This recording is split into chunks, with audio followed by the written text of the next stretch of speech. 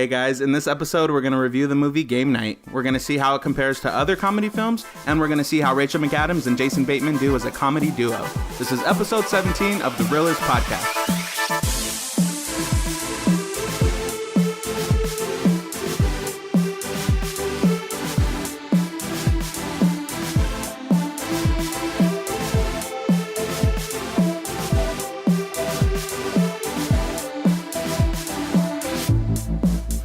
Hey guys, welcome back. I'm Donnie. And I'm Oscar. And Ruben's sitting here. We're laughing because we just had a little discussion about saying welcome back. Which we weren't sure that we really said that a lot, but apparently we do. And I just said it, so welcome back. So just to go over a couple of things. Some housekeeping. First of all, we want to knock, knock, knock. Housekeeping.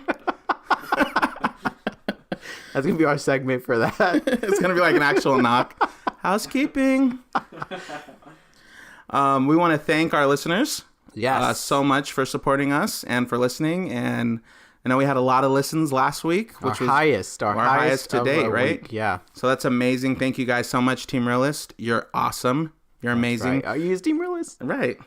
They are, right? At this point? I feel like at this point they are. 16 episodes in. Yeah, 17, right. 17 episodes in.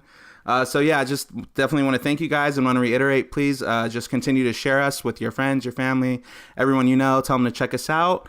We're on Instagram, Facebook, Twitter at Team Reel-ists. That's Team REELIST, no dash. You got the S. Yeah, there's that. I said what? REELISTS. Oh. Forgot that last. Sorry. Don't forget that last S. Someone's going to be searching. It's vital. I don't see it. If they're not popping up. They told me to tell all my friends about it, and they can't even find us. Yes, don't forget the S. What else was there? What else did we have? Thursdays. Oh, Thursdays. Always tune in on Thursdays. That's when we put out our course. new episodes. They know this by now. Tell everyone to check us out on Thursdays. Pretty much. Yeah. And I think that's it, right? I think that's our little housekeeping. That covers that. That was quick. Moving on.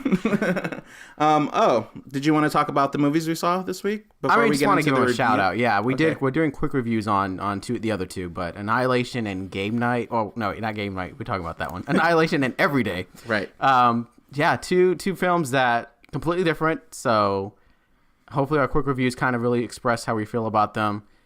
I mean, they're both ones that you have to talk about afterwards. You can't just be like content and not have any questions. Yeah, they're both really like thought-provoking. Yeah. Really interesting concepts. And I'm still thinking about them. I mean, they today. definitely are worthy of having their own episode and talk about them, but we chose to do Game Night. Right. Because it's a comedy. We haven't done one of a comedy kind of in that manner. So switching it up a little bit.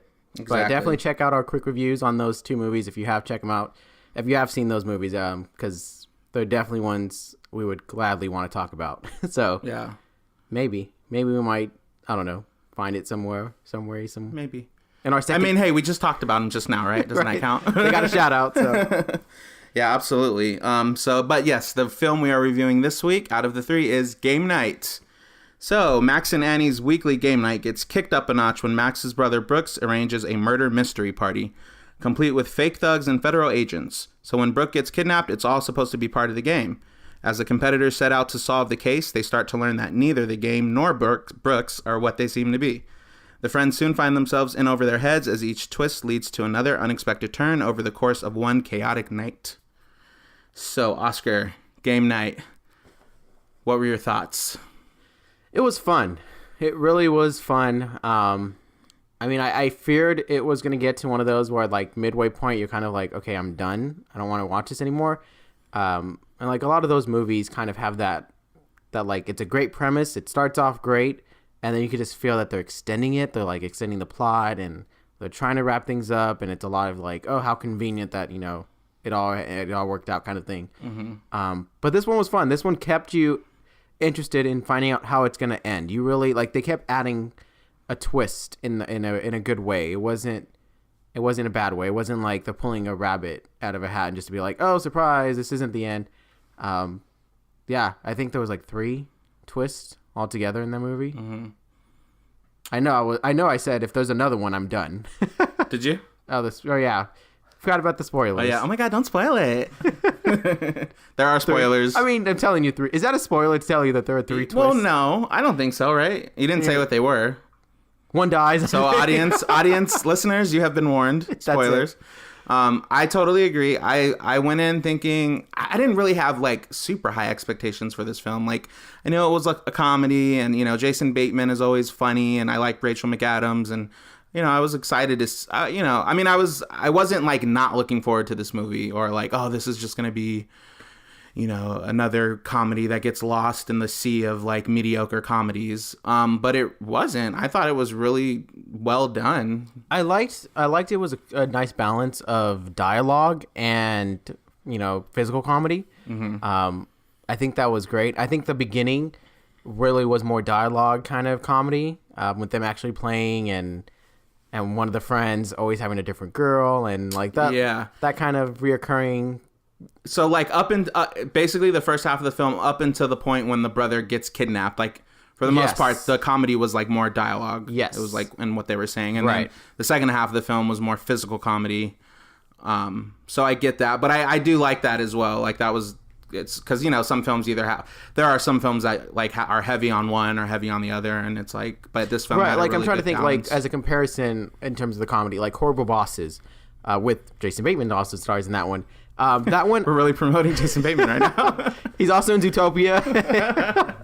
But no, like that one was one where it's like it's more of the physical comedy because what they're trying to get revenge on their bosses, and then they accidentally kind of have to go through that. All that, like, it fails, but they succeed in some different ways. Wasn't necessarily too much on like jokes, like dialogue in the way that it was. Like I remember the scene in this one I'm gonna say every night in Game Night. I'm just gonna mix them up. In Game Night, when in the beginning when they had just came from the grocery store and they were going into the house, and their neighbor, who was also a cop, was just like awkwardly trying to see if they were gonna invite him to the game night. That was one of my. I loved that part. It was so funny. I felt so bad for him. So his name was Gary, right, in the film? Yes, I really saw. Officer Gary.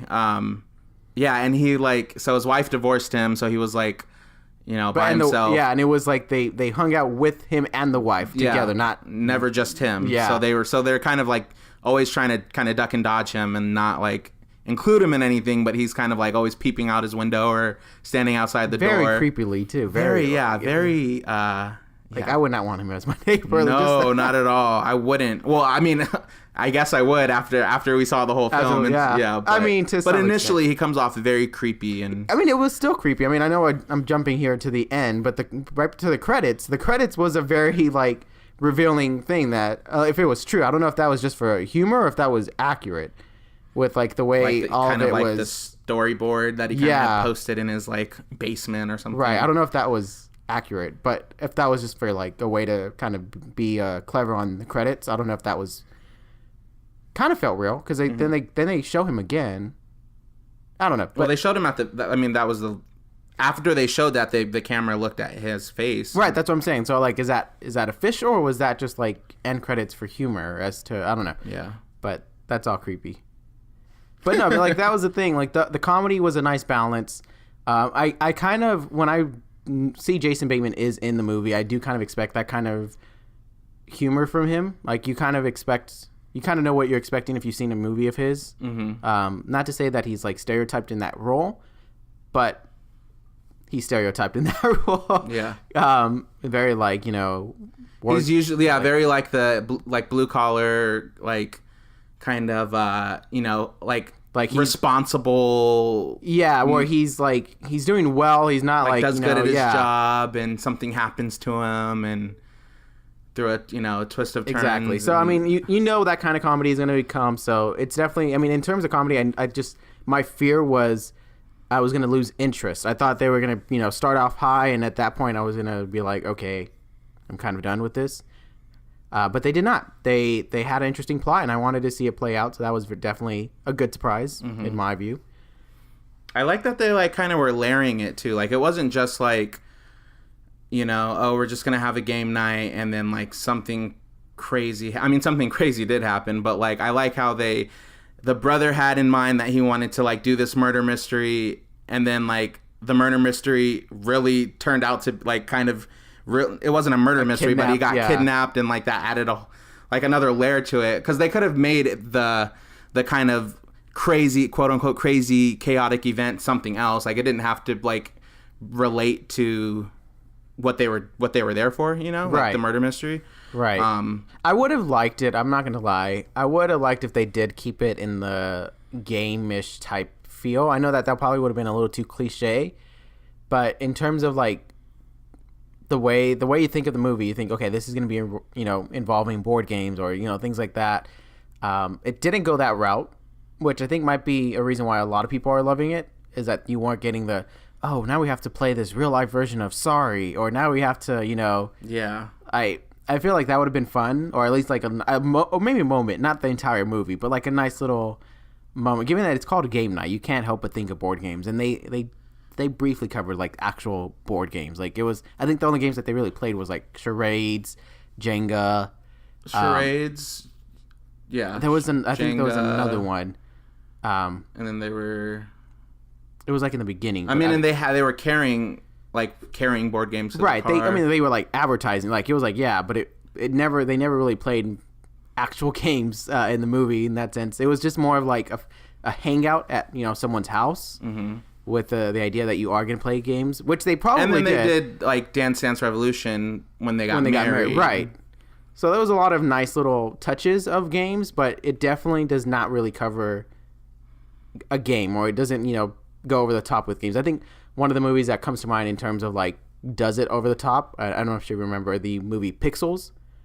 Like that one was like every callback to every arcade game, and it was at first it was like, oh, that's awesome, oh, it's Donkey Kong, you know, oh, Pac-Man. Yeah. But then at that point you're just like, all right, I'm done. Well, that's why I'm glad they didn't do it like that, because then I would have felt like they're like, we get it, the movie's called Game Night, you don't have to try to shove the idea of all these games down our throats. Right. I felt like they put it in the film enough, but like it was good enough. I mean, I would have liked just a one. It's not a critique. That's just me personally. Like, but like, it would have been nice to have just one, like maybe one game. I don't know. That's like just, which game? I don't know. Like anyone Taboo? Like Clue. Like, you know, since it was like a kidnapped, you know. I don't know. I mean, they kind of like that's what isn't that why they were doing the murder mystery thing? Like that's kind of like a real life Clue. Kind of like a real life Clue. Kind of. I did like that they did separate at first. I mean, they got like together as a group. Yeah, they initially had like their own way of thinking, because they thought everyone was under the impression this was the game, so they were all like, "Oh, how do we win?" And one group was like, "Oh, let's buy the company out and buy and get the answer," and the other ones were, "Let's track the phone," and the other one was like, "Let's actually answer the questions." You know. Yeah. So that was a nice little starting point that everyone did want to win. It wasn't like no one. Well, they were willing to cheat, but it was nice that there was actually like a feel like, okay, who can do this first? And it would be like, who can find the actual person? So that, I mean, when I think about it, now that I'm talking about it, I guess there's like, it would have been nice, but at the same time, I like what it was. I don't know. It's all right, man. Think out loud. This is how it was for all movies, all the three movies. Sometimes you just got to say things out loud, and then you're like, oh, now that I'm saying it, A, B, C, D, E. I mean, because... Can we just... Going back to, like, the game night. So, the brother put on this murder mystery, and this FBI agent, or this actor playing this FBI agent came in and was like, I'm going to give you the clues, and you're going to figure this out. And then the real robbers come and really kidnap the brother. So, immediately, like, this is the Reel-ists Podcast, you know, where we consider certain scenes and aspects and how they tie into real life. If I was going to like a murder mystery or going to a game and there was like a murder mystery and someone's going to get kidnapped and they were like, you're not going to know what's real and what's fake. And these two guys... Are you not going to play? Huh? You're not going to play? Well, at first I'd be a little apprehensive about it. I'm like, I don't know that I want to... I don't know that I want to be in this.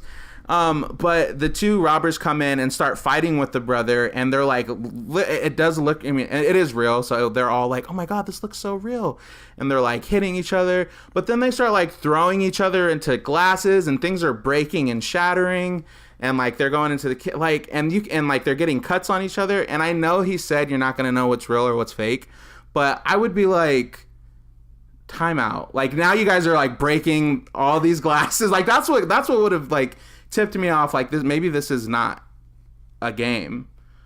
That's true. I mean, that's true. Realistically, because it was a nice, beautiful home, right? With like like delicate furniture pieces and glass, vases and tables, and it was just they were just like when they were that whole fighting scene, they were like things were just getting like torn apart, and I was like, I could see that. I would be like, there's no way. Like, I mean, I for sure probably would have not have been like. That's great. Like the way they were just like, oh man, very believable while like eating and stuff. Yeah, and they're like scooping their, chips and dip. And I definitely probably wouldn't have been that calm. I probably would have been like looking at them.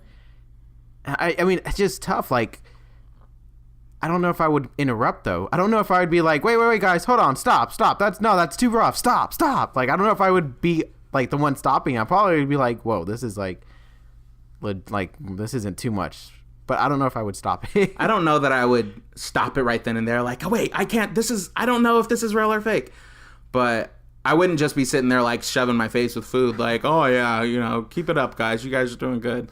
Like, no, I would be in it. I'd be like on the edge of my seat, like watching and being like, there's no way this is real. Or is it real? Are they just real? Are they that good? Like, all these glasses that are broken, is this fake glass? Is this like stunt? Like, do they hire a crew to like set it up like this so it can be broken and dismantled and everything shatter? Like, that's part of it? Yeah, it's tough. It's tough because then as soon as they're taking them, then you're going to be like, all right, oh, so okay. So now they're actually taking them. Yeah. Maybe they thought they need to make it convincing. It's definitely one where I would not be calm. I would be curious and watching them and not following them, but like, if they're going in the kitchen, I'm gonna be like, okay, why are they in the kitchen? When Yeah, that's another thing too. I'm like, if this is meant for us to like watch and witness, why would they go? Why are they all the way in the kitchen and like fighting in there? Because we can't see anything, right? Well, yeah. So there's definitely things that I would be like, all right, I don't know, but I don't know. I just don't know if I would be like, I need to call. No, this is not acceptable. 911. Like, let me dial my phone. Let me take it out. Like, I don't know if I would do that. I probably would let them kidnap him to the point where I'm like, guys, how do we know this is real? Who can we call? You know what? At that, I think before, like, because the part where he said, you're not going to know what's real or fake. Because I just know how I am, and that would make me nervous. So then I would probably suggest something like, okay, can we have a code word? Like, that's true. Is there, like, what's the, like, if you're saying, if I'm not going to know what's real or fake, what if I feel like someone's coming at me and I feel like I need to defend myself? Like, I'm going to think it's real and I'm going to, like, I might hurt somebody. So I'm like, just for safety wise, like. Well, true. I mean. Is there a way we can, like, have a code word or something? I mean, at the same time, if I was being told this, I wouldn't think it would be, like, that kind of intense kind of game. I feel like it'd be like, like, oh, like, I hired someone to come and they, they take me out. Like, I would think it would be gentle. Like, I wouldn't think enough to be like, let's establish this in case it's not real. Because I know he said that, but I really can also see that as being like, if someone comes in and arrests me, that, don't worry, guys, that's part of the game. Like, I could see where it can be, like, very simple, like exactly how it was, where the guy was coming in and saying, this is real, guys, this isn't a game. Yeah, like that, yeah. Like, that part, like, I would be like, okay, I know this is not. I know this is fake.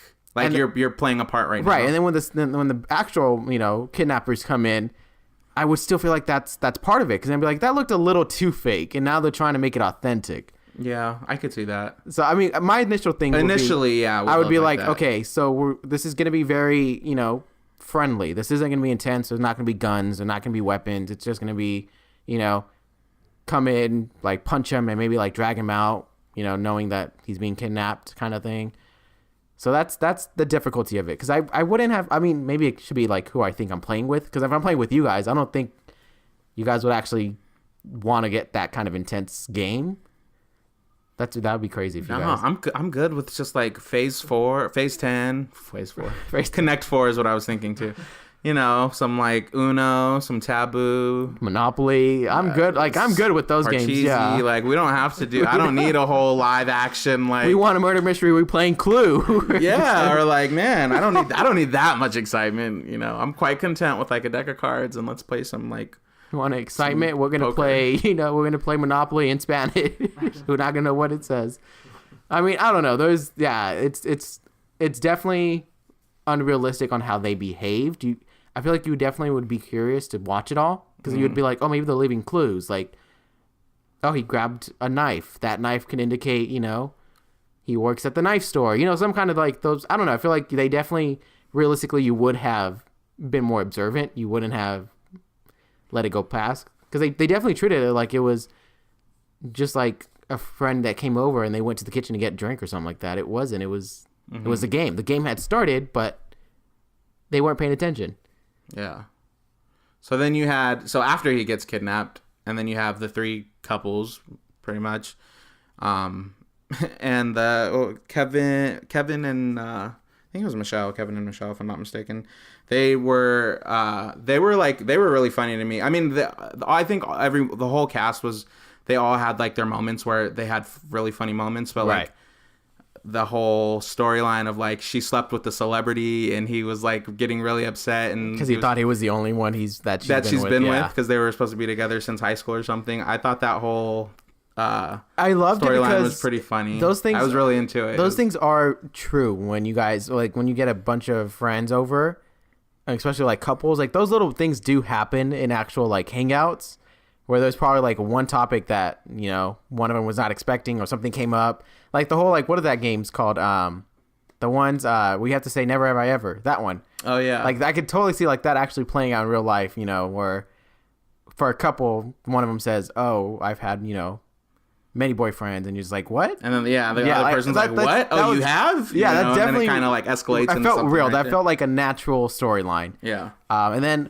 the one that I didn't like was the other friend that was kind of like that dumb-ish kind of. Who brought a different girl every week. Yeah. Initially, it was funny when they were doing all the clips of all the girls he's brought. Yeah. That part was like probably one of the funnier parts in the movie. Because she was like always dumb too, right? Like she wasn't. Yeah. Yeah. But I mean that was the one that I didn't really like. I knew that was kind of forced comedy. I mean, I just really have a tough time buying someone being that kind of dumb and not really getting a lot of things. Maybe I just have high standards for people. Maybe what? I have high standards for people.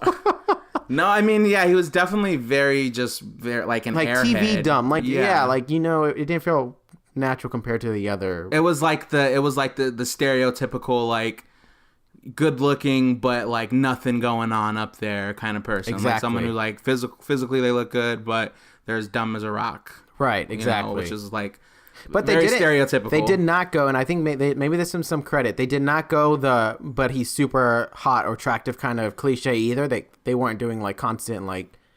That's usually the common thing. It's like he's very attractive, but he's dumb. But this movie did not do that. This movie just let him be dumb. Yeah. And let him be a friend. It's not like he was like taking his shirt off. And, right. Like, exactly. All that stuff. Yeah. Like, no, I get what you're saying. The part when they go to the mansion, when they're trying to track down a specific item, and the mansion has that fight club, that definitely could have been like one of those where he's like, "Oh, I want to fight too," and you get that they did not. So those are a lot of things they did not do for that character that did surprise me. It was funny too that he was saying that through the whole movie, and it really was a thing. It was like rich people like have this underground fight club, and they pay people to fight, and lo and behold, he was correct. A lot of those things did pay off. A lot of the jokes, the relation, the having had been with a celebrity, and it paid off because the twist was it was not a celebrity. And that thought did kind of cross my mind. I was like, watch it not even be like she thinks it's a celebrity, but it's really not. And then when they showed, because she had revealed it was supposed to be Denzel Washington, and then they showed him, and I was like, it wasn't him, but I was like, are we supposed to just pretend that it is him? Like, is it? Did you think like, was it like they're trying to make us really think that's Denzel Washington, and we're supposed to just like know that? Got it. I get what you're saying. Or are we supposed to realize that that's not him, and is it going to come out that it wasn't him all along, which it ended up not being him all yeah. along.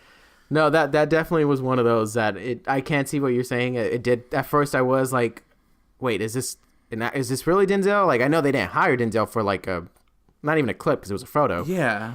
But yeah, I did come across my mind. The other thing that I did want to just briefly talk about was the actual relationship between the brothers. Yeah. That one, I mean, I can't relate to that. I don't have that specific kind of relationship with my brother, between Max and Brooks. Yes, I did, but I definitely felt it was real. Because it was at first it did feel a little like cliche of like, oh, of course one's always picking on the other. Mm-hmm. But, you know, as you got to know them, you kind of realize that they were both just trying to be like the impressive one. Like they were just trying to show, and then that you would find out that the older brother is actually not the, you know, rich guy, and, you know, the one that a lot of it was just trying to impress his younger brother. So I felt like that was nice. I believed it. I believed the chemistry. I think, you know, the two actors definitely did a great job at not falling into the stereotypes of, you know, when you see those kind of movies that, oh, the older brother is awesome and the younger one's not. Mm-hmm. I definitely found that to be a nice little touch. Yeah.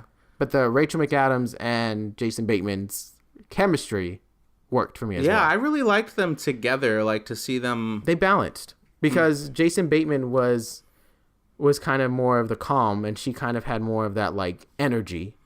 Yeah, she was like a little more like bubbly. Exactly. Yeah, like in the scene at the bar when she was really playing with the gun, thinking it was a toy. Yeah. And, you know, all the thugs were just like, get it away from me. Hey, you know, just get like that they out were of my scared. face. Yeah.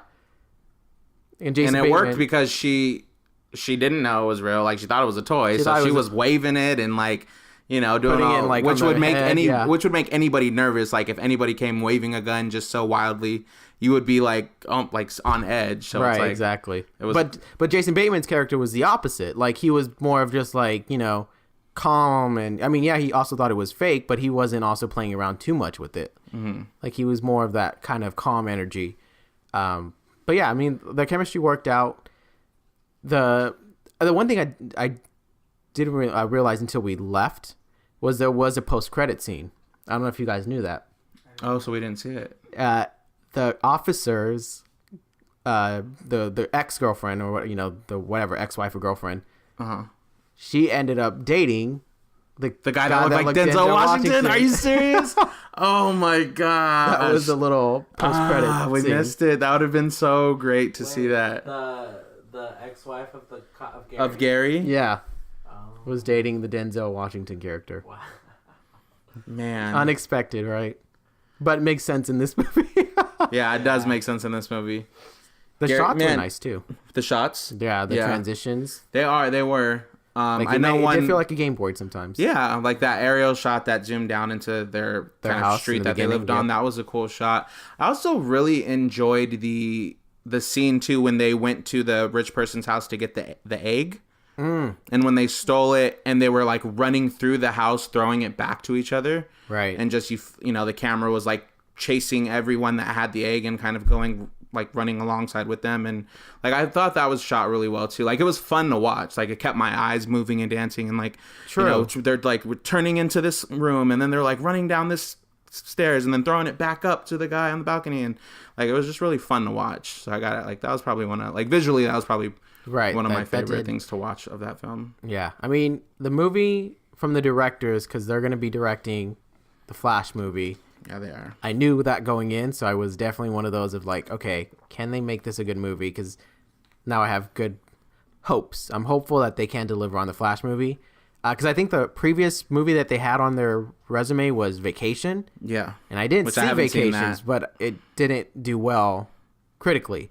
So that definitely was like, oh, they gave it to someone that, you know, has a bad track record. But this one did alleviate some of that concerns for any of those that are comic fans that are listening, that, you know, just making that relatable. Just sharing that. Just throwing that out there. Just saying. Check out Oscar's other podcast on everything superhero related. The comics podcast.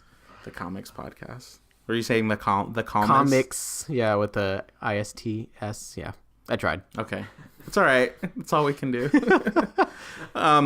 One thing I did want to say about the film, just throw it out there, is I really liked how the humor and comedy was pretty consistent throughout. Yes. Like it wasn't like there are some comedies where it's like they have there's a couple laughs, but then it's like, oh, but that's it. But like I found myself like giggling and chuckling throughout the whole film. The trailers show the funny parts. Yeah, they only highlight the super funny jokes. So by the time you go to the movie, it's not even, you already know the joke. So it's like, okay, it's not as funny. But this one, like I was laughing the whole way through. Yeah, I agree. I definitely agree. I did find myself enjoying I wasn't like, belly laughing, like hysterically crying on any like particular scene. What movie does make you laugh that much, then is there a movie that you can think of that you absolutely were just dying laughing? When I saw Knocked Up, I was dying laughing. Okay. Like for the first time, I remember I was crying. I thought it was so funny. I've seen it so many times now that like the movie I could watch it and not probably laugh anymore. What movie makes me laugh so hard? And to this day, Which the one? Pink Panther with Steve Martin. Steve Martin? Yeah. Really? I don't know. His cluelessness is just so funny. Like the whole like he's not aware that he's doing like these things and it's having like these effects. Mm-hmm. Like I know this was in the second one, but just like when he was trying to parallel park, small car, big space, and still touches both cars. Like just like things that movie's one for sure that I know like I'm laughing and I'm not even paying attention for the moment because I'm still laughing at the previous scene. Yeah. This one didn't have that for me either. This one was more of nice little chuckle, but still focused on what's going on. Mm-hmm. I think one of the favorite parts was they're trying to get the bullet hole or the bullet from the arm of Jason Bateman's character. Mm-hmm. And they had like the whole like squeaky toy and she was trying to cut it and she went too far. Yeah, and she's like that pouring part, wine in it to that clean part it. was funny. Like probably, I know I probably just jumped it, but that was actually one of my favorite scenes. Mm-hmm. I don't know if that was my favorite scene. Let me think about it. What was your favorite scene? And all that I think about mine. Favorite scene. Oh, I don't. You know what? I'm not. Oh, you know what? Actually, I do know what my favorite scene was. Before I say the favorite scene, I do want to say just point out really quickly the doctor in the movie because they were having fertility problems. Rachel McAdams and Jason Bateman, and so they were going to this fertility specialist, and how inappropriate she was. I'm like, if I was really in a doctor's office and they were talking to me like that. That was, yeah. Or like bringing up asking about the brother. Asking about the brother and like, can she date him? Like, and she ends up dating him. Yeah, she ends up dating him. That's like crazy. I love the line when she's like, "I'm not loving your semen." Like that's I probably laughed the hardest on that part. That part was so funny because just like so like out there, yeah. just so like she just dropped that. "I'm not loving your semen," and then he's just like, "Okay." Yeah, that's definitely one of the parts that now that I recall definitely did bring a lot of laughs for me too. Yeah, and I think that's probably one of the good things about the movie is that you can think back and think of many great humor moments. Yeah. I mean, like that. I think we just probably named like 5 already, and that's definitely good. My favorite scene is the scene when Gary shows up. Man, Gary came through like in the clutch, like. Or did he? Or did he? Pinky up. Gary came through, and it looks like he had got shot. It looked like he was dying, trying to, rescue them. Yes. Oh, yes. And they're like, you're gonna make it. You're gonna make it. And he's like, saying all these things. You guys don't even like me. And they were like, no, we do.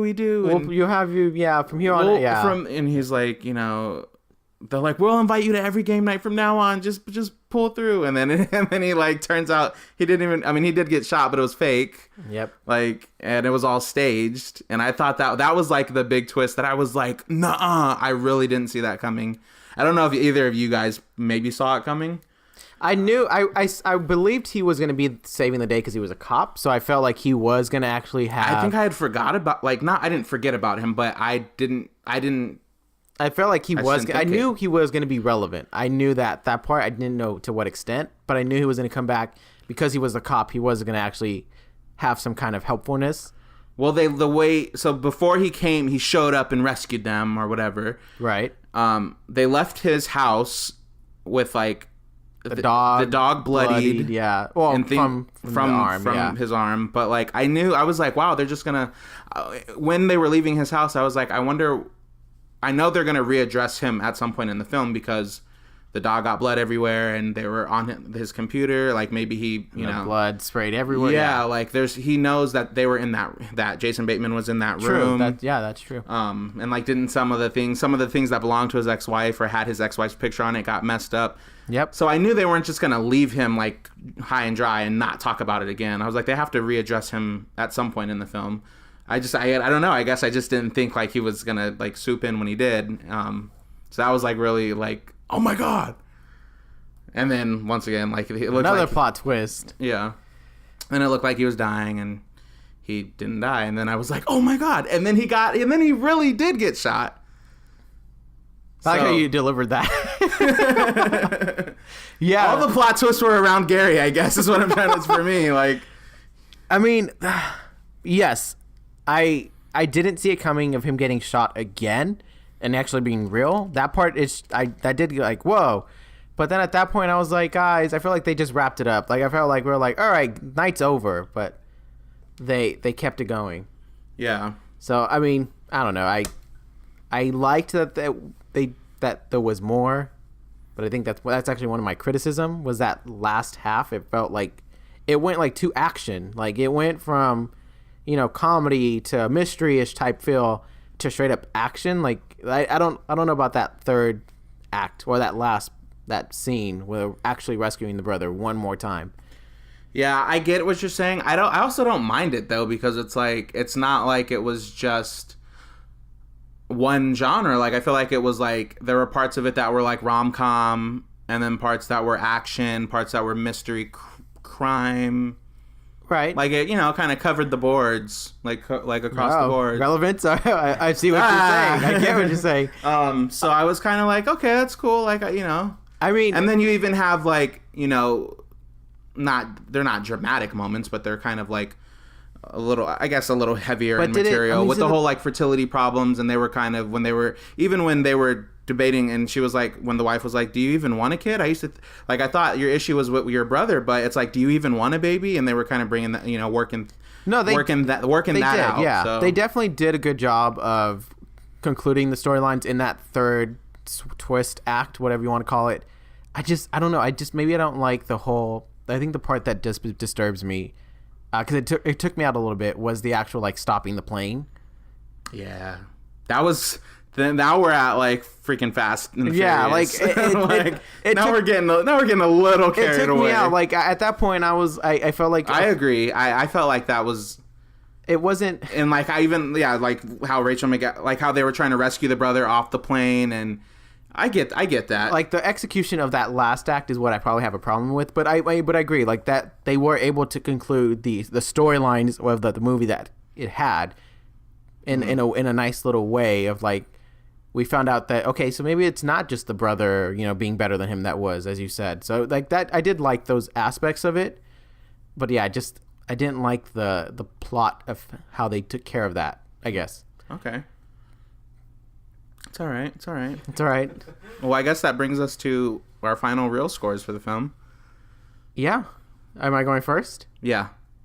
All what right. are you going to give it? I am going to give this movie... I want to be fair. I actually didn't think about it, to be honest. It was like one of those like, would you recommend it? I probably am giving it a 3.5, and I'm giving it a 3.5, not necessarily because of the humor or any of that things that you normally would probably critique a comedy film. I did feel that the supporting characters did have a nice plot, but they didn't necessarily get developed well. They definitely had a nice little story going on. They had relevance. They weren't just in the movie as, characters that were just following the main characters. But I still didn't feel like this was something big to them. Like, I didn't feel like they developed afterwards where they were like changed. The dumb guy and his girlfriend clearly were never going to be anything from the beginning, and to the end of that, they still were never going to be anything. So that not much did change in that. That third act was a problematic for me of making it believable. So those are little things like that I feel like weren't kind of. It took me out, I guess, in some parts. So I would definitely say 3.5 for those things like that really did take me out of the movie. And I guess back to like the theme is game night, but I feel like sometimes it kind of tried to go something else, but remembered it was not. Another, an actual mystery kind of movie. I don't know. That's 3.5. Okay. I, too, am going to give it a 3.5. What? Yeah. I liked it. I thought it was, like, across... Let me stop saying that. Across the board? Yeah, like, say board something games. else. It's a very theme here. No, I thought it was good. I thought it was better than what I thought it was going to be. Like I said, I was expecting this kind of, like... you know, like cliche, kind of super predictable, super like kind of cheesy, campy rom-com. But I was more surprised, and I thought, I laughed more than I thought I would. And like I said, it didn't have any like, you know, like where I'm crying, laughing, like hysterically, like just it was so funny. But it was, but it was funny. Like the jokes were consistent throughout, and it was for sure. It was entertaining. Like it was fun. It was a ride. And I always like movies that like, you know, I feel like I'm on a ride, or like, you know, I'm excited, or I'm into it. And like I said, it was that was good, I guess. Okay. And what else? I thought Rachel McAdams and Jason Bateman did really good. I really liked their chemistry. For sure. Yes. I thought like I would be excited to see I would be excited for a sequel. Like I'd be into a sequel. Which it actually did kind of wink at. I don't know if like that was... I felt like it left it kind of open for like. I don't know if I want another kidnapped mystery one. Yeah, I don't think they should go that route. I'm hoping that was just. I mean, if they did do a sequel, it would probably be like, okay, we're gonna do a game night, and then it would probably be like another like a chaotic night kind of thing. For sure, but the theme of kidnapping. But not hopefully not again. Right. Like we're gonna try this again. Mystery, real life mystery. Game night 2. Game night 2, but two game nights. Right. Two game nights. Holding up 2 fingers. Exactly. 2 game nights. So yeah, that's why I give it a 3.5. Let me try this. I want to try this. I was thinking about it. I'm going to try to use the board games to describe a feeling of this movie. Okay. I am sorry that they didn't get into enough trouble for this operation, but as a comedy movie, they connected for the characters to really be relatable, and that's all I got. That was pretty good. That was good. I was trying to think of the board game. That was good. I'm not even gonna try because it sounded like a fun game to me to just try to name them. I forgot. I was trying to incorporate Monopoly, but I was like, how do you put Monopoly in that? But anyways. Yeah, no, I would. That was good. I'm proud of you. I'm not gonna try it because I will not do good. So you won't want to battleship my sentence? I wouldn't have a clue as to where I would even start because it's taboo of me to. No, see, let me just stop. It's not going anywhere. It's not going anywhere. Well, that was our review of Game Night. So we definitely think you should check it out if you haven't seen it already. Absolutely take a look at it. Remember, share us. Let us know what you guys think. If you guys liked it, what you guys found funny, your favorite scenes, because there's a lot of fun moments that we talked about. So I'm sure we left something out. I'm sure there's something that we... Oh, yeah, I'm sure. There was a lot going on in that film. Yeah. But we tried to cover what we could. But if we missed anything, for sure, let us know. Instagram, Facebook, Twitter.